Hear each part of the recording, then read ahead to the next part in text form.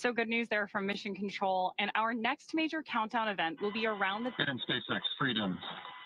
We can confirm our displays are configured for launch. I'd also like to take the opportunity to thank the entire team around the world for your hard work and dedication to get us to this point. Alex and I are ready and honored to represent you and everyone back on Earth. A huge thanks to our families and friends for your unwavering support, and to Crew-9, unbreakable. We go together.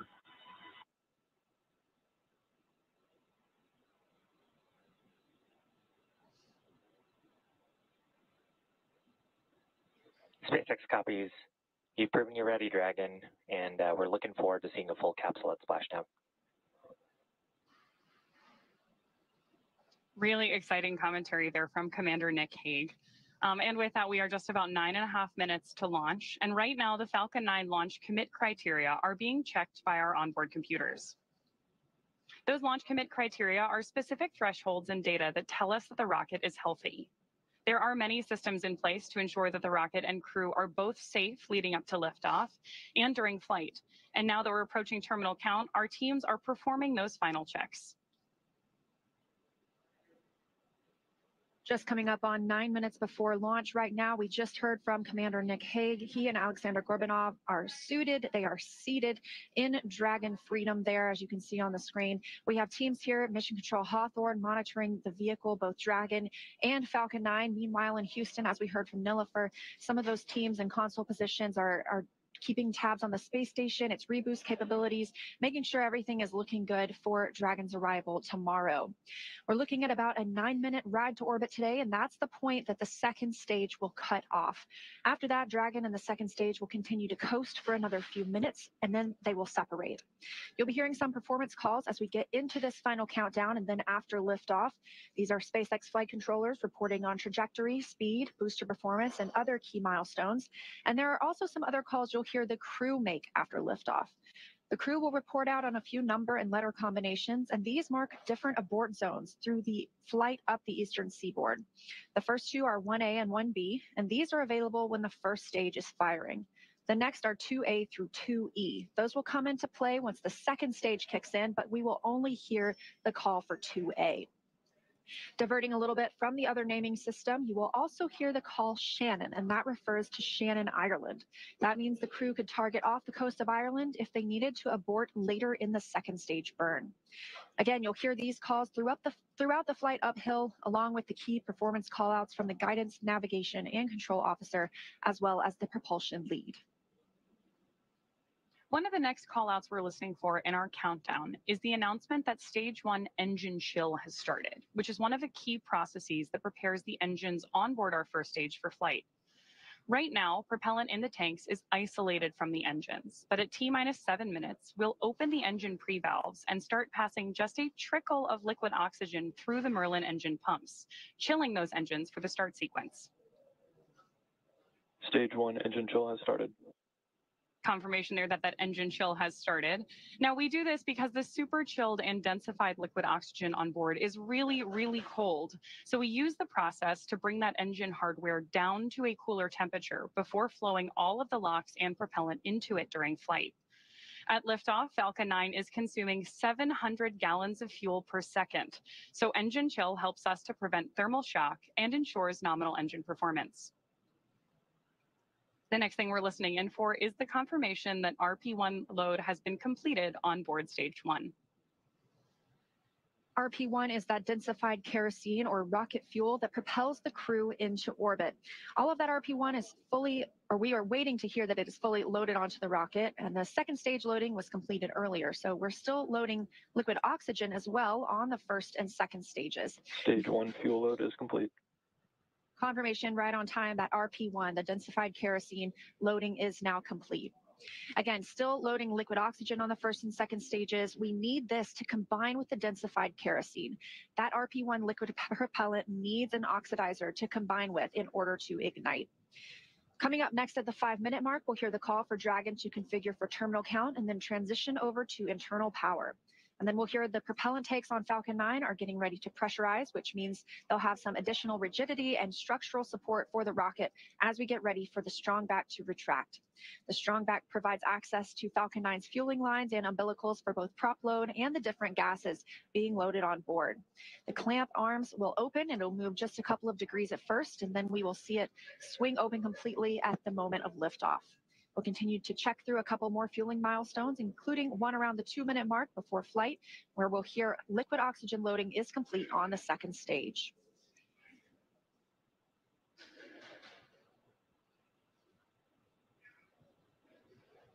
Falcon 9 tanks are pressurizing for strong back retract.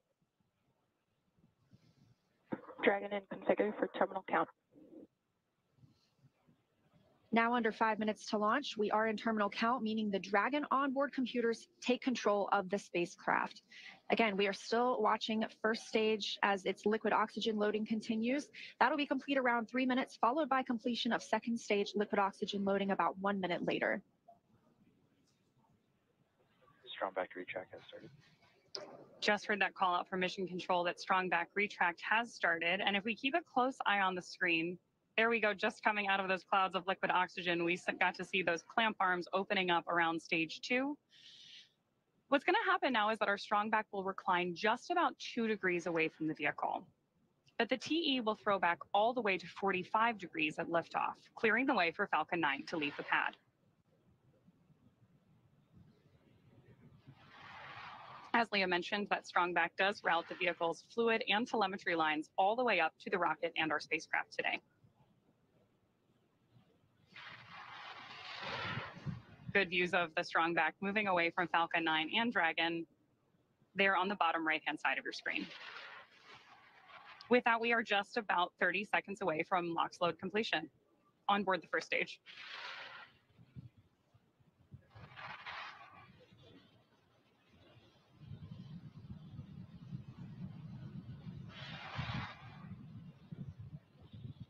As Ronnie mentioned, standing by just about 20 seconds from now, we're expecting to hear the liquid oxygen loading will finish. Again, this is required to combine with that RP1, the densified kerosene, to give us the chemical composition we need to propel the rocket into space. All of these white clouds of vapor you see on your screen are normal. We will continue to see them build as we get closer to launch. And that's due to this liquid oxygen. It's super chilled, so some of that does boil off in the hot Florida air. Stage 1 LOX load is complete. There's confirmation right on Dragon time in terminal count and on internal power. that we both have LOX load complete on the stage 1 and that Dragon is on internal power. We are expecting LOX loading to last for just about another 30 seconds on board stage 2. And then we should see a vent down of the TE LOX lines. That's going to produce another one of those large white clouds moving away from the vehicle. Again, as Leah just mentioned, that is totally normal and happens when that cooler liquid oxygen that's venting off the surface of the tanks comes into contact with that humid Florida air along the Space Coast.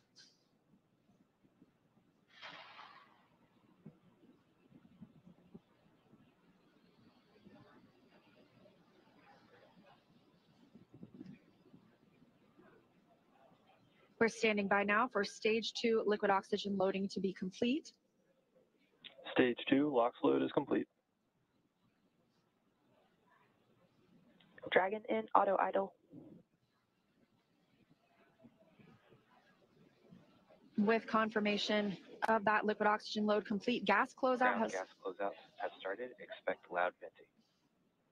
right on time. That gas closeout has begun. So we are now isolating all the feed lines for the different gas systems from the Falcon 9 rocket. Those will then get vented overboard through the umbilicals and the strong back itself. And you can actually hear that venting right now. Now, something else you'll see is our sound suppression technique. Our rockets are super loud, and that sound can impart pressure loads back on the rocket itself. So just before liftoff, you'll see a ton of water dumping onto the pad. This absorbs and prevents the sound from hitting the structure and reverberating back onto the rocket, which could cause SDS is damage. armed. Falcon 9 is in startup and is now controlling. Dragon in countdown. Now that we are in countdown, the flight computer on Dragon will switch to countdown mode. And we've also heard the flight Freedom, termination SpaceX. system is armed. Go for launch. Freedom is go for launch. That's our final go for launch. SpaceX reporting go and the crew reporting go. 30 seconds.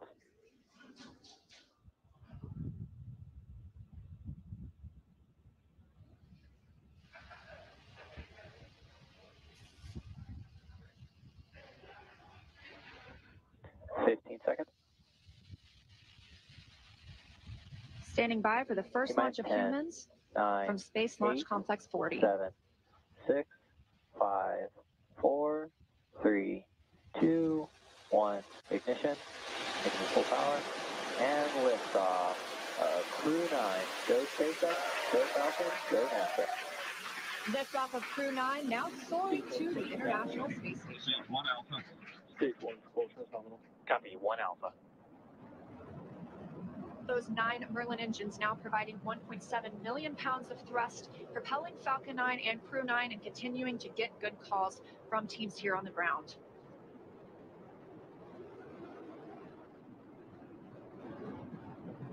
Of course, these incredible views mean we are just a little bit past 30 minutes or 30 seconds into our 9th rotational crew mission. Power telemetry nominal. On board Dragon and Falcon 9 with good callouts for mission control that everything is looking good. With that, stage 1 is throttling down to pass through max Q, which is the period of maximum dynamic pressure on Falcon 9 during ascent. Max Q.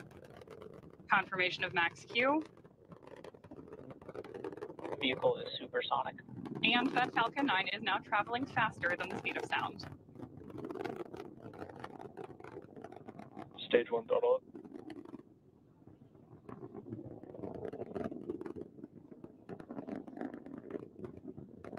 Stage 1 Bravo. Copy 1 Bravo. That call out for 1 Bravo means we're in the second and final abort mode for the first stage and continuing to get good performance. And vac chill is underway. Crew is pulling just over 2 Gs at this point. Next up, we heard the engine chill on the second stage MVAC engine has begun, and then we will have MECO, or main engine cutoff, where the 9 engines on the first stage will cut off ahead of the first and the second stages, and then will separate from one another. Then that single Merlin vacuum engine on the second stage will ignite and continue to carry Crew-9 to orbit while the first stage begins its journey back to Earth.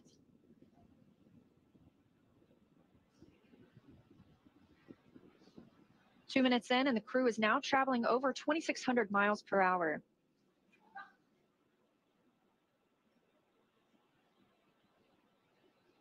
Stage 1 is throttling down.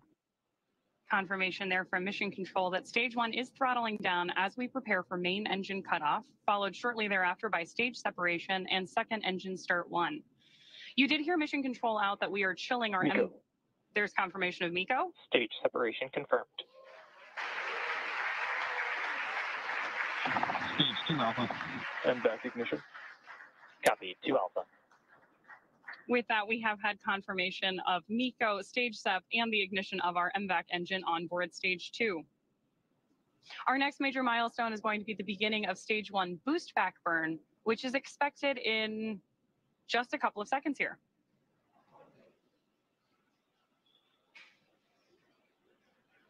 Of course, if you are just joining us, you've got views of our first stage on the left-hand side of your screen and of MVAC burning with our Crew-9 astronauts aboard up in space on the right-hand side of your screen. Now we are coming up on 3 minutes and 20 seconds since liftoff today, traveling over 4,000 miles per hour and 76 miles downrange.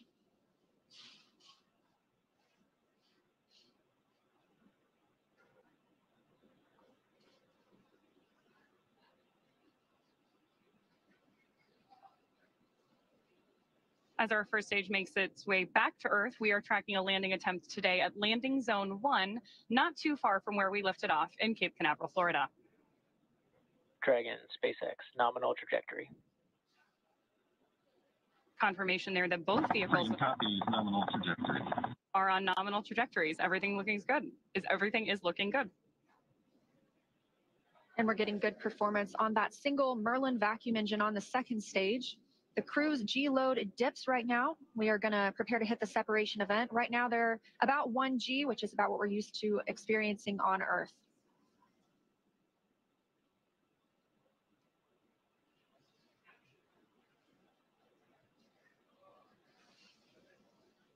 Crew's traveling almost 5,000 miles per hour now and 105 miles in altitude.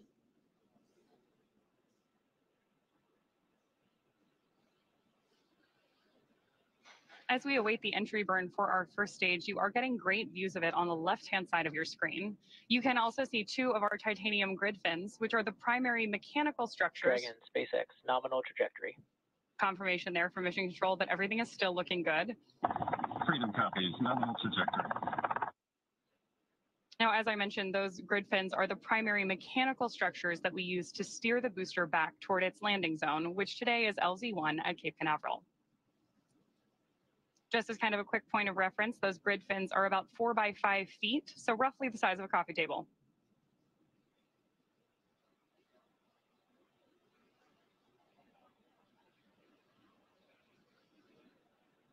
Getting our first tracking shots of the booster on its way back to Earth. Again, we are tracking the first stage on the left-hand side of your screen and MVAC up in space on the right.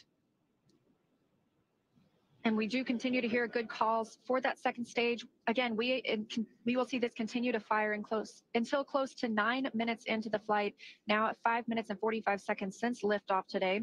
This is accelerating Dragon to more than 17,000. Nominal trajectory. More good news. Freedom copies, nominal trajectory.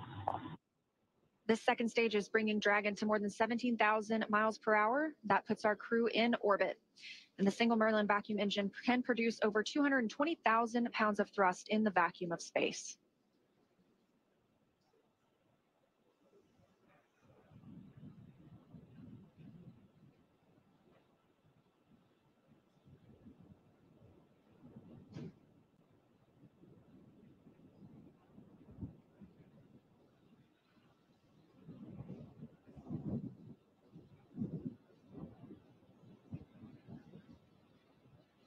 Stage 1 does perform 3 burns on its way back to Earth. The first is the boost back burn, followed shortly thereafter by the entry burn. The entry burn is used by Falcon 9 to slow the vehicle down before it reaches the denser parts of the Earth's atmosphere. Dragon, SpaceX, nominal trajectory. Nominal trajectories there from Mission Control. Freedom copies, nominal trajectory. That entry burn is, of course, followed by the landing burn, during which time we'll light 3 of the Merlin engines on board the first stage. And we expect to see that landing burn just about a minute before we expect Dragon to be inserted into orbit. So we have 2 very exciting phases of flight, both for our first stage and our Crew-9 astronauts happening here at the same time.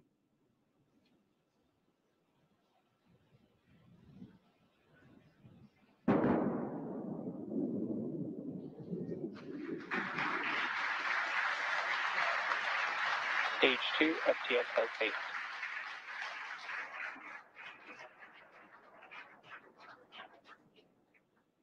So a great touchdown of stage 1 there just a second ago.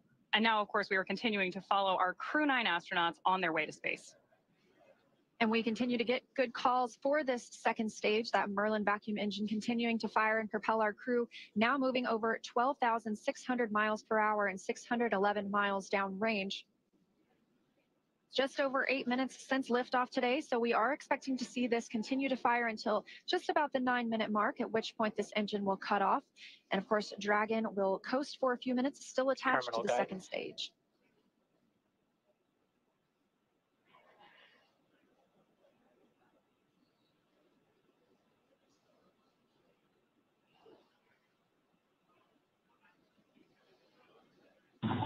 Shannon. That call. Copy, Shannon. That call is for Shannon, Ireland. That would be the abort zone if we were to abort at this point in the flight. However, we are continuing to hear good calls about Dragon's performance. MVAC shutdown.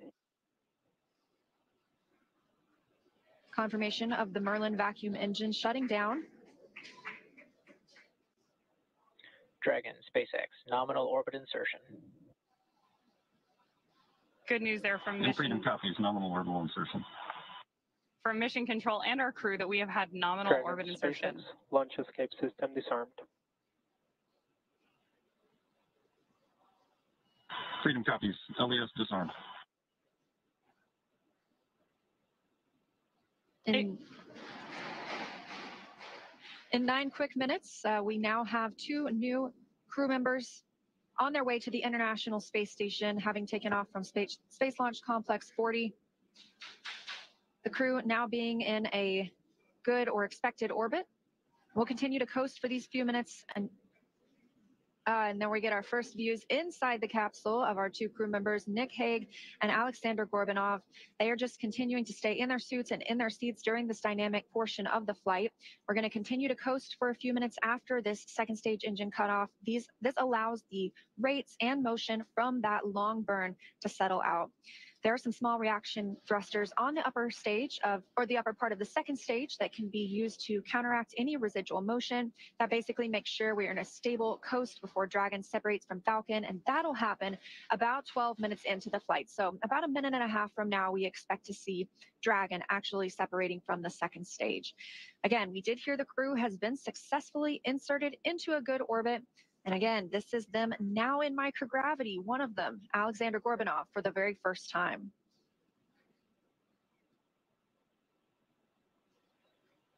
So as Leah mentioned, we are now just a few minutes away from the separation of Dragon from stage 2, during which time a number of activation checkouts occur. Automatically, first we're going to be checking out 12 of the Draco maneuvering thrusters, all around the service section of the Dragon spacecraft. We're also, of course, going to get ready for that nose cone opening, which will allow Dragon to dock with the International Space Station about 28 hours from now. The nose cone stays closed for the flight uphill to help protect against all of the guidance, navigation, and control sensors and Dragon's docking adapter.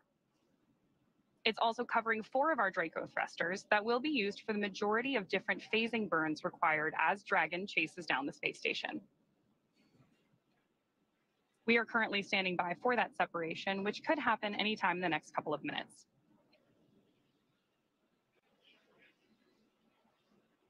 Currently, you can see the crew is just relaxing in their seats. They are definitely vigilant, though. They are able to monitor those crew displays in front of them, keep up with what's going on in the mission. They could take control if they needed to. However, it's been a seamless ride to space today. Good views there, looking up into Dragon's trunk, looking at the heat shield on the bottom of Dragon that Crew-9 will use when it returns home early next year.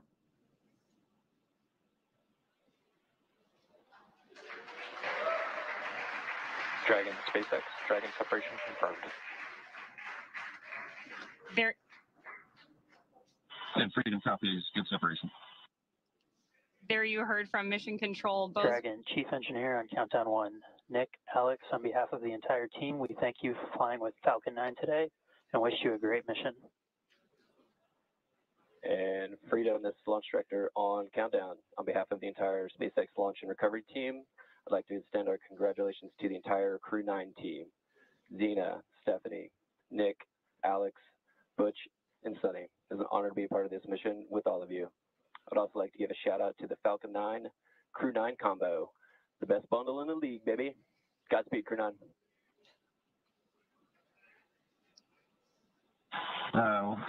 Couldn't say it any better. Thank you, guys. You know, we had the opportunity to meet so many people that were involved with the Falcon 9, and along the way was a sweet ride. I'm pretty sure my youngest son would say it was Sigma.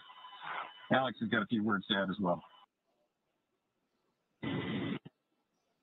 And all the entities that made this launch possible. Los Cosmos, NASA, Big SpaceX. And thank you to my family and friends for that support.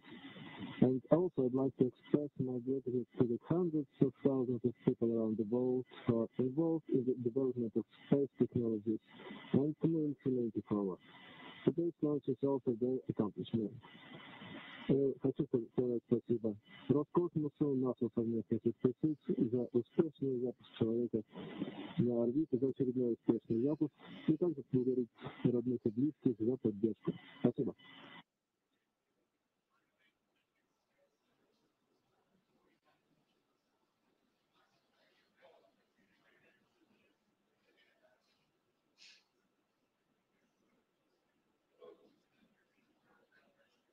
incredible words from our commander and great views of Dragon up in orbit on your screen right now.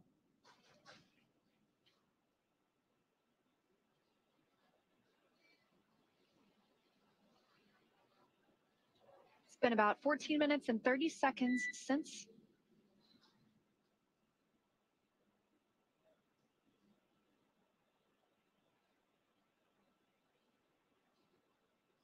Coming up on 15 minutes now since liftoff today. You got a quick look inside the capsule.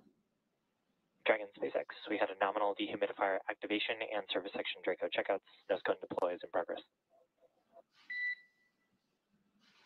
And Freedom copies all. Thank you. Confirmation there that our nose cone deploy is underway. That means that the 6 hooks that hold the nose cone in place during launch and the ascent portions of flight have begun to retract. That will allow the nose cone to start to swing open and deploy. That will uncover a number of critical systems for the flight up to the space station, including the forward bulkhead thrusters and the docking hatch.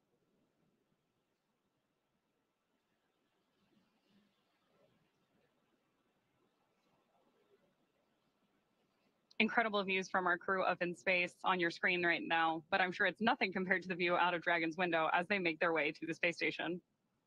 I can only imagine. And that journey to the space station will take about 28 hours, so they won't arrive until tomorrow afternoon. In the meantime, they will have the opportunity to get out of their suits, to get out of their seats as well, and kind of just enjoy the ride. They're going to shift into some off-duty time. That allows them to prepare any food that they would want to. That allows them to maybe even call down to the ground. They will also obviously get some sleep before a really big day tomorrow, monitoring the arrival and docking to the International Space Station. Of course, we're going to cover all of that live. I'm really looking forward to seeing 2 more crew members float into the orbiting laboratory.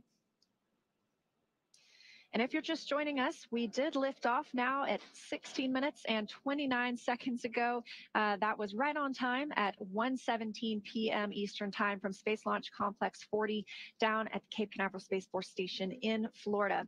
We have 2 members on board Dragon today. That's NASA astronaut Nick Hague, who's serving as the commander, and Roscosmos cosmonaut Alexander Gorbanov, who's making his very first flight to space. Once they arrive at the International Space Station tomorrow afternoon, they will be joining 9 other crew members on orbit. They'll be up there for about a week. A week is probably the best guess, until the Crew-9 team, it is time for that crew to come home. Of course, they launched about 7 months ago at this point, and they will undock after they have completed a handover period with the Crew-9 crew, bringing them up to speed on everything that they've been working on for the last 7 months in orbit. So once they depart, we'll be back down to our typical approximately 7 people living and working aboard the International Space Station.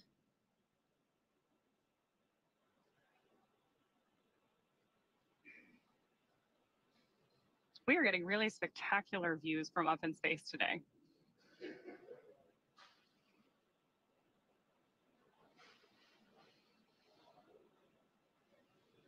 Shot there of our MVAC engine. We did get confirmation several minutes ago of SES-1. We know that nose cone opening is underway as well. Those are a series of hooks and latches that allow the nose cone to open. And that nose cone is closed during launch to protect the docking hatch, to protect 4 bulkhead thrusters that we will use for some of the larger burns that help us get to the International Space Station. One of the other things we're doing right now is going ahead and opening the ECLIS system, which stands for the Environmental Control and Life Support System, which will be activated inside of Dragon. As Leah mentioned earlier, soon our crew will be able to get their visors open and get out of their spacesuits and settle in for that 28-hour ride to the International Space Station.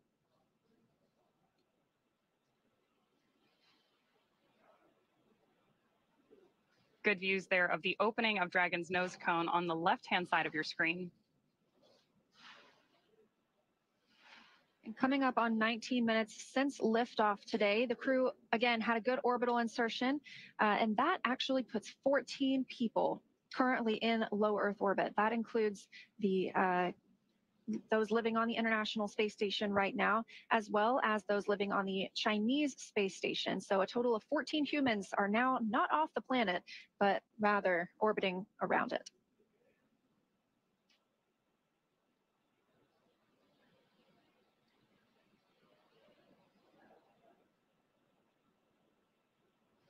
More good views from our Dragon nose cone on the left-hand side of your screen.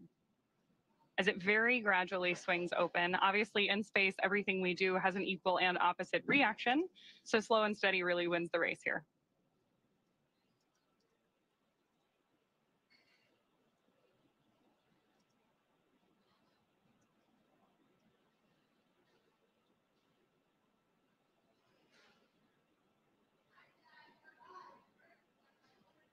Again, now 20 minutes since liftoff today. Dragon is flying free from the second stage. And it looks like they're about to enter an orbital nighttime. So now that they're at orbital velocity, that's 17,500 miles per hour, they are going to see 16 sunrises and sunsets a day. Again, it was an on-time liftoff at 1:17 p.m. Eastern Time from Cape Canaveral Space Force Station in Florida, and a clean ride uphill.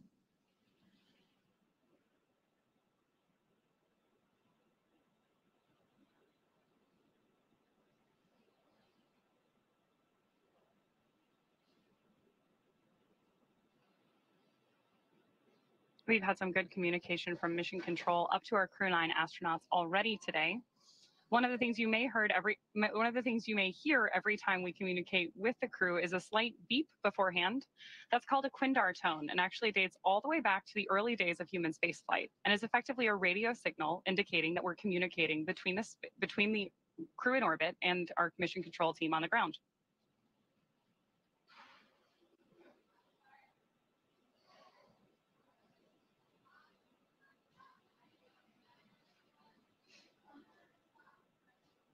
We now have views back inside the capsule.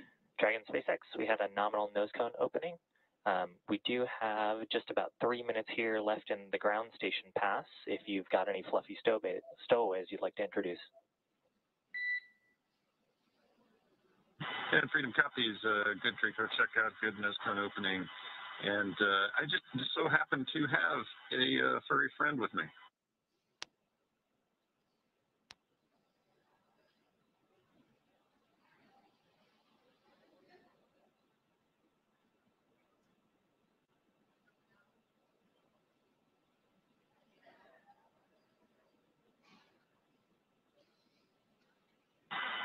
Yeah, SpaceX Freedom. So yeah, I've got a little Falcon here. I love the package of Falcon 9, Crew-9. Yeah, we've got a Falcon on board with us. This one's a multi-flyer though. Was on my first flight with Alexei and I, and with Alexei and I and Christina, and now me and Alex. So say hello to Aurora.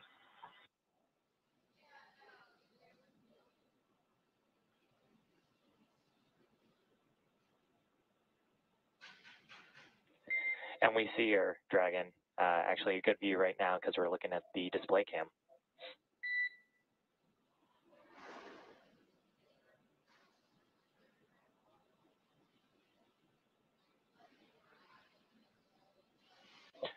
And Dragon delayed call, but nominal TCS reconfiguration as well as forward bulkhead Draco checkouts. And Freedom copies, good TCS, good Draco checkouts.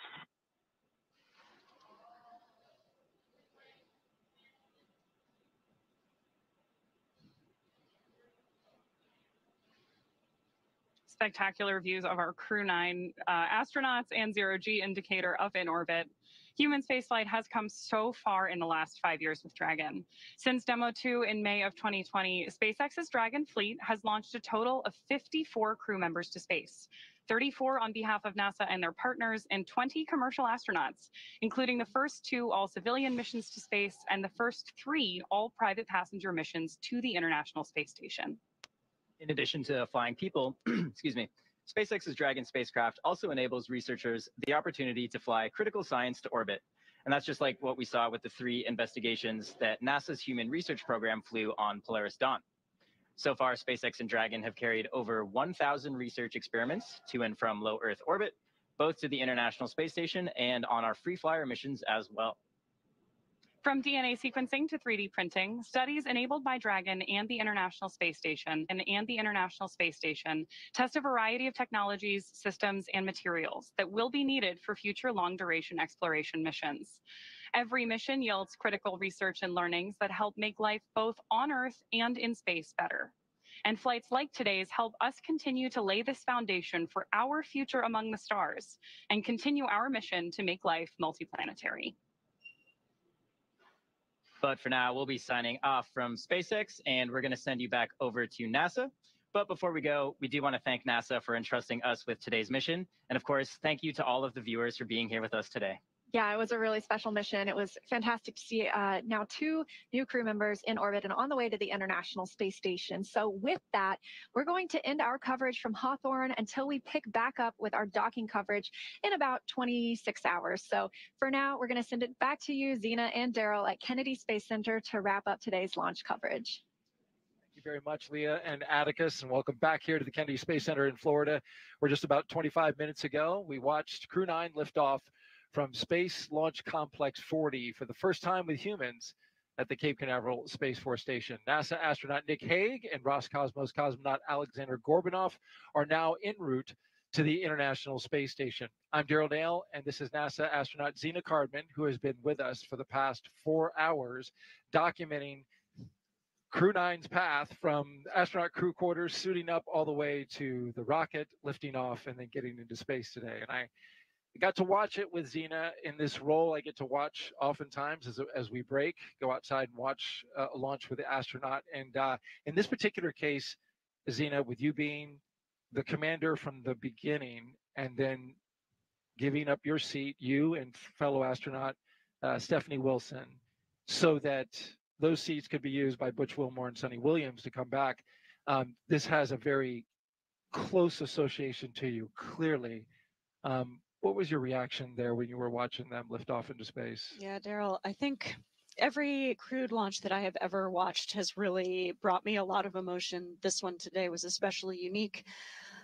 I think it was hard not to watch that rocket lift off without thinking, that's my rocket and that's my crew. But I also know that I'm not the only person who can think that.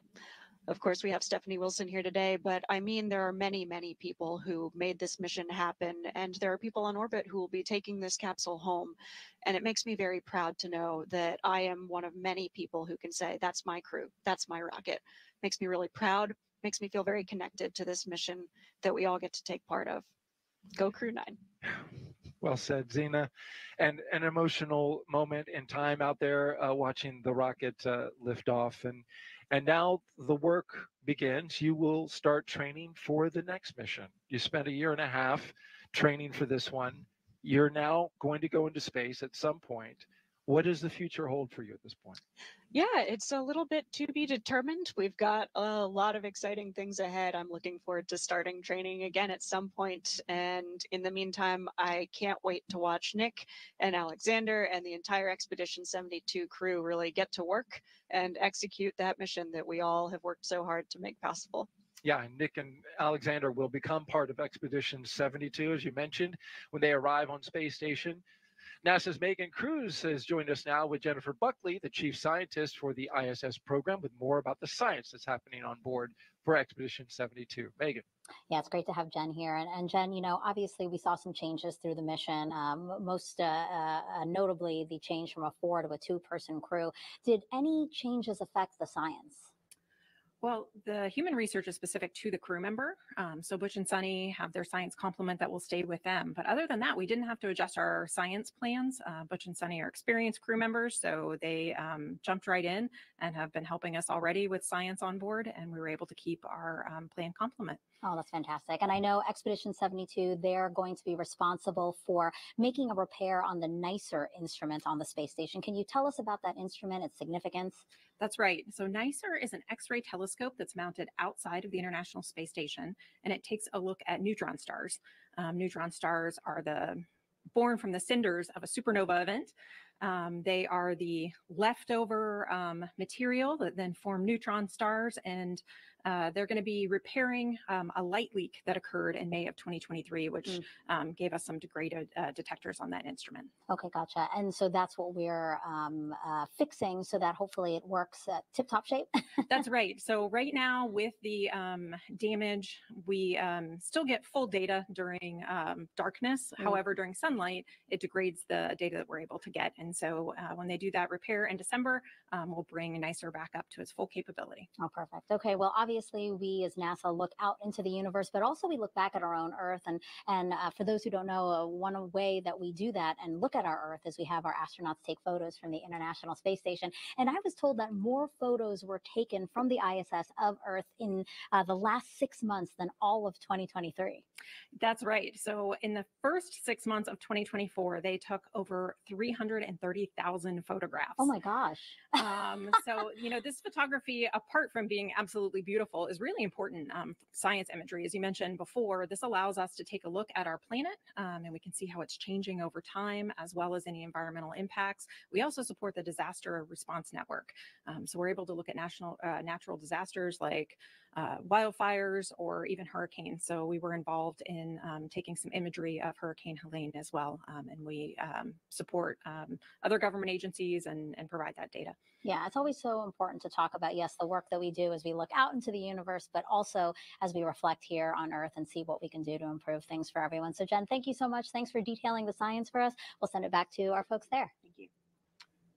All right, thank you very much, Megan, and good to be back with you here with NASA astronaut Zena Cardman. We are wrapping up our coverage for today after a successful launch of Crew-9. But before we do, I want to know if you take one more social question. Absolutely. Fantastic. Let's put it up for us. This is, let's see, Maya, age 10, asks, I want to know, because I want to work there, how is it to work at NASA? I want to be an aerospace engineer when I grow up. That is awesome. Maya, we can't wait to have you in the NASA family. It's an amazing place to work. I love working in spaceflight, human spaceflight especially, and there are so many different types of people with different backgrounds who work. I love that we can all come together for this common goal coming from such different backgrounds. So all you've got to do is apply, and we'll see you soon. As a young girl yourself, you probably never imagined that you would be here. I sure did not. And you made it happen as well. That's right. Myself, but most especially all of the mentors and family and friends who made me who I am. Takes a team. Well said, Zena. Now, as we wrap things up, we want to let you know that though our coverage is coming to a close, you can still follow along with Crew-9's entire journey to the station by listening to the mission real-time audio commentary. Just to do that, you can snap that QR code that you see on the screen there, or if you're watching us on your phone, just screen grab it and you can click on it later. Nick and Alexander are on course to arrive at the International Space Station around 5:30 p.m. Eastern Time on Sunday, September 29th. On-camera coverage of docking and arrival will resume about 2 hours before that happens on NASA Plus. And of course, that's always a big moment when the crew arrives, especially not just for the people who are going there, that's their destination, but for the people who get to see them as well. Absolutely. It's a really joyful moment. I love few things more than I love watching astronauts fresh through that hatch, hugging each other and welcoming their new crewmates. It's an amazing thing to see. And there's 3 of them, if you count this little guy right here, which you brought on board. That's right. This was the zero-G indicator. That's exactly right. And I absolutely love the history that this zero-G indicator has for Nick Hague specifically. And I'm sure Alexei Ovchinin will be happy to be reunited with that zero-G indicator as well. So getting the band back together. Seems like it's a good luck charm at this point. It seems that way. All right. Well, Zena, I want to thank you for co-hosting with me today. Yeah, I know it was a challenge. It was emotional at times, but thank you for sharing your insight, your experiences, your knowledge, but most of all, your heart. Appreciate you. Thank you, Daryl. Go Crew-9. Go Crew-9. All right, with that, we're going to wrap it up and wish you a great day. An important reminder, though, about an upcoming launch in a few weeks here at the Kennedy Space Center in Florida on October 10th at 12:31 p.m. Europa Clipper is scheduled to lift off aboard a SpaceX Falcon Heavy rocket on its 5.5-year journey to Jupiter's moon, Europa. You can watch it live right here on NASA Plus starting at 11:30 a.m. Again, huge thanks to all of our guests, for everyone who joined us today. But most importantly, we appreciate you for being here and watching. You can keep up with any Crew-9 updates to the mission using the online resources you see on your screen now. For everyone here at NASA and SpaceX, have a great rest of the day. We'll look forward to seeing you again soon. But we leave you now with a moment looking back at the highlights from suit up to liftoff. And so it's great to see Nick Hague and Alexander Gorbanov here in suits that are looking good. There's Shannon Walker with the two crew members laying out the rules to a card game. Crew-9 leaving the suit-up room and now on the move inside astronaut crew quarters. Nick Hague, commander of Crew-9, with his crewmate Alexander Gorbanov. So they'll have a chance here to say a few words with those who are closest to them. This will begin a roughly 20-minute drive with a full security escort across NASA's Kennedy Space Center. You can see them doing the SpaceX flight suit lean back. Walking the crew access arm. Crew have ingressed the capsule. Side hatch is closed. 3, 2, 1, ignition, full power, and liftoff of Crew-9. Go SpaceX, go Falcon, go NASA. Liftoff of Crew-9 now soaring to the International Space Station. This is 1 Alpha. Copy 1 Alpha. Those 9 Merlin engines now providing 1.7 million pounds of thrust, propelling Falcon 9 and Crew-9 and continuing to get good calls from teams here on the ground.